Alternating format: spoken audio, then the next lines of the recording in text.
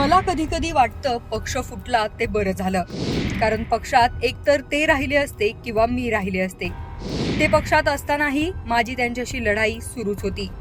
जो माणूस स्वतःच्या बायकोच्या गाडीत बंदूक ठेवू शकतो अशा व्यक्तीसोबत मी काम करूच शकत नाही, असं म्हणत राष्ट्रवादी काँग्रेसच्या नेत्या सुप्रिया सुळे यांनी मोठा गौप्यस्फोट केलाय. पुण्यात रविवारी पार पडलेल्या राष्ट्रवादी काँग्रेस शरदचंद्र पवार पक्षाच्या आढावा बैठकीत त्या बोलत होत्या. याच बैठकीतील ऑफ द रेकॉर्ड भाषणाची ऑडिओ क्लिप सध्या सोशल मीडियावर व्हायरल होतीये. यात सुप्रिया सुळेंनी अनेक धक्कादायक वक्तव्य केली आहेत. त्यातील ही एक ऑडिओ क्लिप ज्यात सुप्रिया सुळेंनी थेट धनंजय मुंडे यांच्यावर हल्लाबोल केलाय. एकदा बीडला जा, संतोष भाऊच्या आईला भेटा, बायकोला भेटा, महादेव मुंडेच्या बायकोला भेटा, त्याच्या मुलांची अश्रू बघा. काय चूक त्यांच्याकडे ना लेकरं म्हणतात, आपल्याकडे मुलं म्हणतो, त्या भागामध्ये लेकरं म्हणतात. ती मुंड्या त्याची महादेव मुंडेची बायको मला विचारते, माझ्या लेकरांचं चूक काय, मला उत्तर द्या.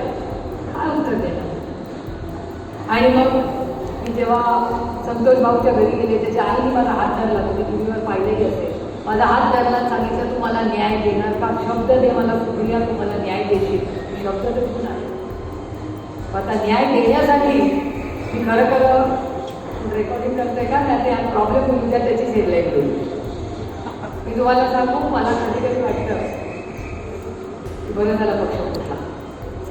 कारण का ते जर या पक्षात असते आणि मी त्या पक्षात असते तर ते तरी राहिले असते, नाही तर मी तरी राहिले असते. मी त्या पक्षात काम करू शकत नाही, ते आता मागत असते. आणि सगळ्या दुनियेला माहिती आहे की माझी लढाई त्यांच्याबरोबर पक्षात एक असतानाही होती. मी हे कधी बाहेर बोललेले नाही, पण आज संघटनेत बसतोय. जो पुरुष स्वतःची जी बायको असेल ती आपल्या मुलांची आई आहे, तिच्या गाडीत बंदूक ठेवू शकतो, अशा पुरुषाबरोबर एक पुरुष नाहीच आणि त्याच्याबरोबर मी काम करणार नाही. आणि तेव्हापासून लढाई सुरू झाली. मी आज पहिल्यांदा ही गोष्ट बोलतो आणि मी माईकवर पण बोलतो, मी नाही कोणाला का बोलतो, कारण का मी आधी फालतू लढाई करतो. अरे विरोधी पक्षात आयुष्य घालवे पण नैतिकता सोडणार नाही. मला नको ते कॉन्ट्रॅक्टरचे पैसे, माझ्या त्या कॉन्ट्रॅक्टरच्या पैशावर चालत. खरं तर कधी काळी भारतीय जनता पक्षात असलेले धनंजय मुंडे अजित पवारांच्या पुढाकाराने राष्ट्रवादी काँग्रेसमध्ये आले होते. त्यानंतर वेळोवेळी अजित पवार धनंजय मुंडे यांच्या पाठीशी उभे राहिले. इतकंच नाही तर जेव्हा राष्ट्रवादी काँग्रेसमध्ये फूट पडली तेव्हा देखील धनंजय मुंडे यांची भूमिका महत्वाची होती.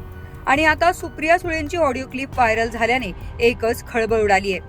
यानंतर राजकीय वातावरण आणखीन तापण्याची शक्यता आहे. यावर आता राष्ट्रवादी काँग्रेसकडून काय प्रत्युत्तर येतं हे पाहणं महत्वाचं ठरणार आहे.